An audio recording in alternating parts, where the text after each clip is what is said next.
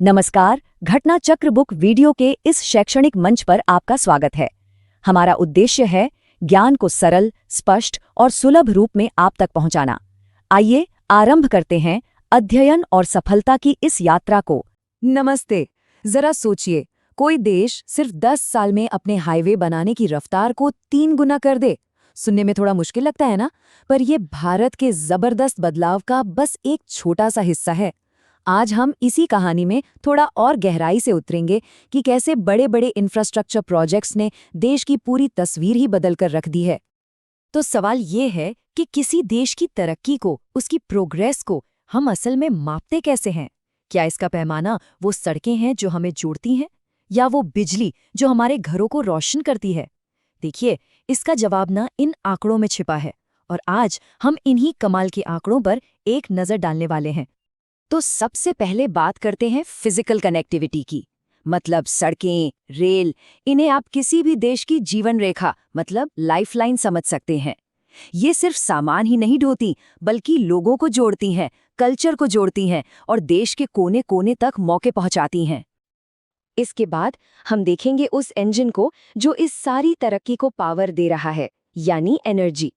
हम देखेंगे कि भारत कैसे अपनी बढ़ती हुई इकोनॉमी को सस्टेनेबल एनर्जी से चला रहा है और साथ ही एक ज्यादा ग्रीन फ्यूचर की नींव भी रख रहा है।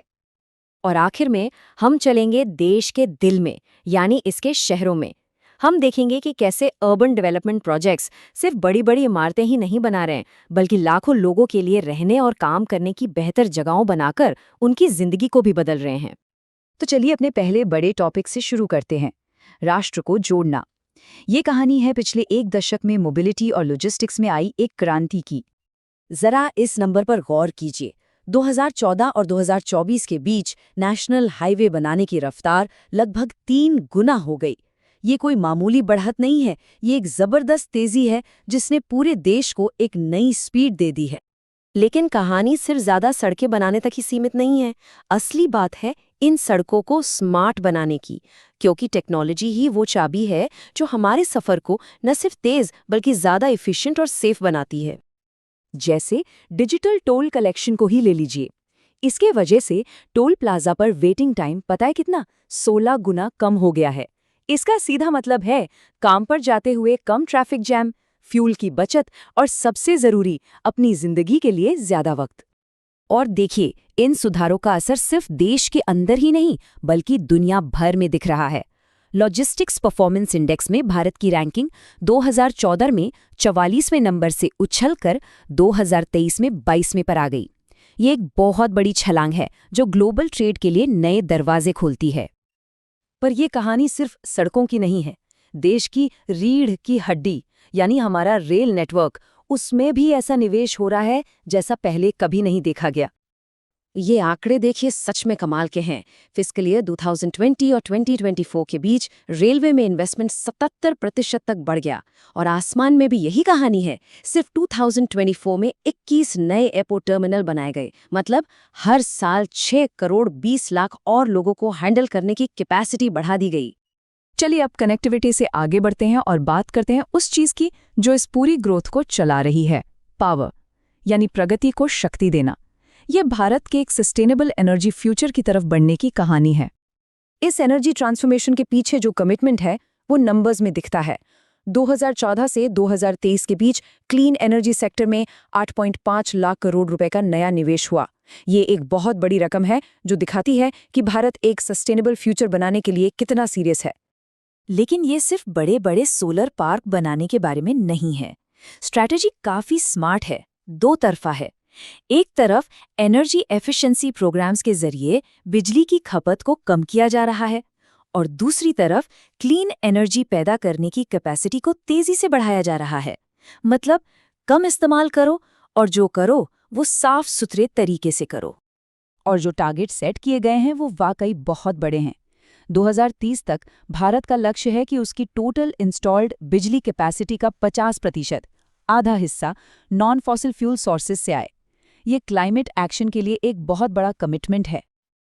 लेकिन इन बड़े बड़े आंकड़ों का आम आदमी की जिंदगी पर क्या असर पड़ता है? इसका सबसे अच्छा उदाहरण है उजाला स्कीम, जिसने पुराने बल्बों की जगह एनर्जी एफिशिएंट एलईडीज को बढ़ावा दिया। इससे हुआ क्या? इससे बिजली के बिलों में सालाना 19,335 करोड़ रुपए की बचत हुई। ये वो पैसा है जो सीधे सीधे परिवारों की जेब में बचा। तो चलिए अब अपने आखिरी सेक्शन की तरफ बढ़ते हैं, शहरी परिदृश्य का कायाकल्प। ये कहानी है एक नई पीढ़ी के लिए मॉडर्न और रहने लायक शहर बनाने की। देखिए, शहरों में सबसे बड़ी जरूरतों में से एक है अपना घर। प्रधानमंत्री आवास योजना शहरी के तहत 1.18 करोड़ से ज्यादा घरों को मंजूरी दी गई और उनमें से 84 लाख घर तो बनकर तैयार भी हो चुके हैं। इसका मतलब है कि लाखों परिवारों के लिए अपने घर का सपना सच हुआ। पर बात सिर्फ घरों तक ही नहीं है। शहरों में जिंदगी को कई तरीकों से बेहतर बनाया जा रहा है। मेट्रो नेटवर्क अब 945 किलोमीटर तक फैल चुका है, जो बड़े बड़े शहरों को जोड़ रहा है। वहीं स्वच्छ भारत मिशन के तहत 63 लाख से ज्यादा टॉयलेट्स बनाए गए हैं, जिससे साफ सफाई बेहतर हुई है। और अमृत मिशन पानी की सप्लाई से लेकर हरे भरे पार्क बनाने तक शहरी इंफ्रास्ट्रक्चर को मॉडर्न बना रहा है। तो हमने कनेक्टिविटी देखी, एनर्जी सेक्टर को समझा और शहरों में हो रहे बदलाव पर भी नजर डाली। अब चलिए इन सभी पॉइंट्स को एक साथ जोड़ते हैं ताकि एक बड़ी तस्वीर सामने आए और हम समझ सकें कि इस एक दशक के बदलाव से सीखने वाली सबसे जरूरी बातें क्या हैं। अगर इस पूरे दशक को कुछ सबसे दमदार आंकड़ों में समेटना हो तो वो ये होंगे। टोल प्लाजा पर वेटिंग टाइम में 16 गुना की कमी, क्लीन एनर्जी में 8.5 लाख करोड़ रुपए का इन्वेस्टमेंट, शहरों में 84 लाख से ज्यादा नए घर और ग्लोबल लॉजिस्टिक रैंकिंग में 44वें से सीधे 22वें नंबर पर छलांग। इनमें से हर एक आंकड़ा अपने आप में तरक्की की एक बहुत बड़ी कहानी कहता है। तो ये जो कमाल के आंकड़े हैं, ये एक बहुत मजबूत नींव दिखाते हैं, एक ऐसी नींव जो सिर्फ एक दशक में रखी गई है। अब सवाल ये उठता है जो वाकई में सोचने वाला है, इस नींव पर आगे क्या बनाया जाएगा? भारत का आने वाला कल कैसा दिखेगा?